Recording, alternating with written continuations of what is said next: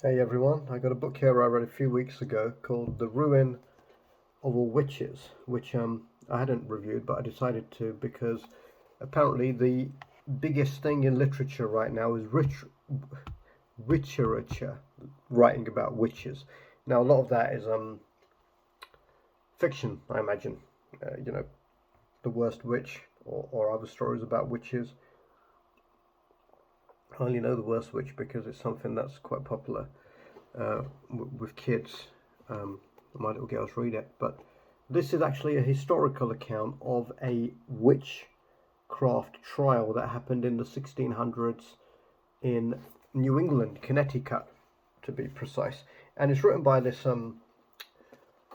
historian. Let's see his picture there. So that's Malcolm Gaskill, and I picked it up in a store, just perusing the books, just because of what it says on the back. It sounded quite interesting. No, I'm not a big fan of literature per se, but it looked interesting. I thought it's something I haven't read before.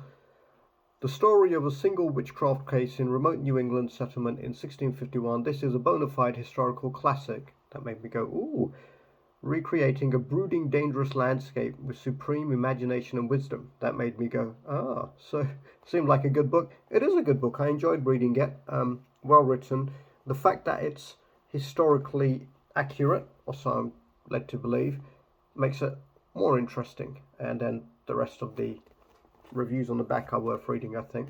Before Salem, there was Springfield, the site of America's first witch scare. History at its finest, a perfectly rendered story of greed and paranoia.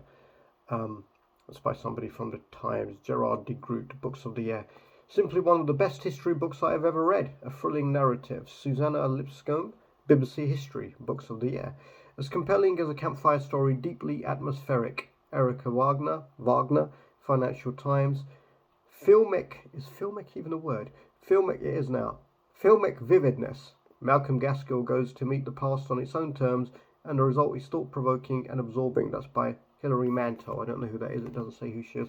I like the fact that there's a Financial Times thing on there. I watched a video recently saying the Financial Times is about the one politically neutral paper that can be trusted in the UK at the moment to actually just give information rather than propaganda and bullshit. So I actually thoroughly enjoyed this. Right at the end, the writer actually goes to Springfield to look up original manuscripts, and he describes the streets he's walking through, and then relates them to the map and says, so back in 1650 something, this would have been the site of such and such's house. We get onto the characters. So the main character in this is Mary Hughes, and her husband. I have to look up the name because it's a while. Is it Mary Parsons? Sorry, Mary Parsons and Hugh Parsons. Mary Parsons gets accused of witchcraft. It is fascinating about how things were attributed to witchcraft back then. And some of the evidence they used is entertaining. There's a bit of history in there, of course. It was a settlement by British people from all over the UK. It talks about where they came from. There was a guy who was kind of a Puritan, but anybody who's watched anything on Salem, the witch trials, and you had the Puritanicals there basically just torturing, murdering women because they were witches apparently. Before that was Springfield. Springfield, for anybody who's watched The Simpsons, wow, it's a real place. It used to be called Agawam, and as is all everywhere in the USA, before white colonizers went over and murdered all the Native Americans or Indians, as murdered as many as they could and stole their land. Obviously, these places did exist. They did have names. So Springfield was called Agawam, and there was actually a war waged. This is all from the book, so I'm talking about the book. There was actually a war waged by an Indian called, I'm not going to call them Indians, that's a misnomer, a Native American called Metacon. Sounds like something out of Transformers, but he was a Native American leader who waged war against the settlers. Fair enough, they'd come and they'd stolen their land by force in many ways. And that was apparently the bloodiest war in US history, but it's not spoken about, probably because it wouldn't look good to cast the white people as the aggressors. But yeah, it's fascinating reading about how tough life was, how fragile life was, how things were attributed to witchcraft. It's written quite well. It's written compellingly. I mean, it was a two-sitting book for me. I read it in two sittings. It's okay. I read quite fast, but still, it's 230 something pages long, and it's got maps as well, which I thought was quite fascinating. Maps of what America was divided into by the white settlers and colonizers, maps of rivers. So the word Connecticut is actually from Native American language, Connecticut, which means long tidal river, something like that. Can't remember exactly. I wish I'd actually reviewed this sooner after I'd read it, because I forget a lot of it, but it is fascinating. You look at the kind of conditions that prisoners on trial were held in then, and a lot of them just died in prison because there'd be in the winter an outbreak of diseases that would wipe out the prisons, kill everybody off.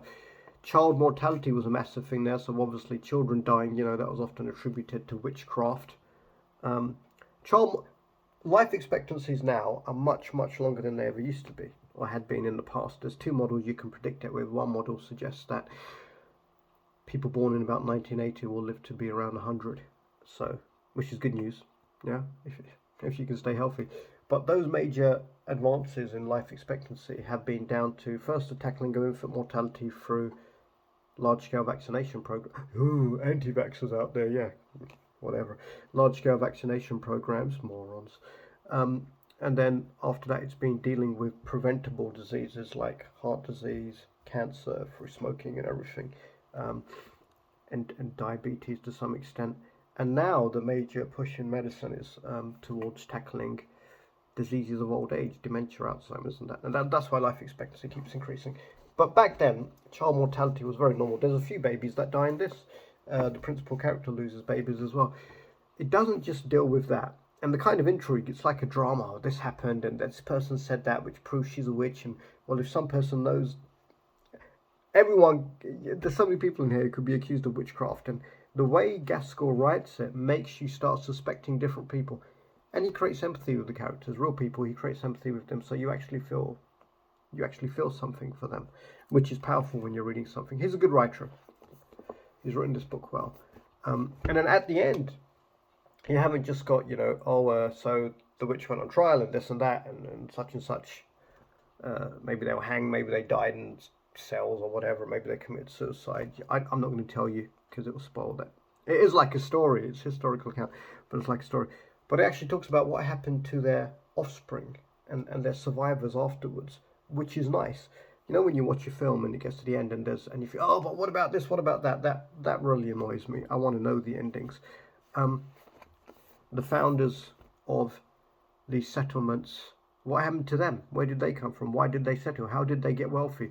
Unsurprisingly, a lot of accusations of witchcraft and everything. Guess what they seem to arise from? Greed. Oh, because of you, I'm not as rich as I could have been. I didn't get that land, or my pig died, or whatever. You must be a damn witch. Everybody wants more for themselves, but it is a good book, and in the future I will review books more quickly once I've read them, so I can give you a bit more detail. I recommend it if you're looking for something to read, something interesting, you're into literature or you're into history or just into good writing, then this is worth picking up. Malcolm Gaskill, The Ruin of All Witches, Life and Death in the New World. Unforgettable, one of those rare history books that haunts you long after you have turned the last page. The Sunday Times. Leave that with you. I'll give this one 8 out of 10. Hope you enjoyed that.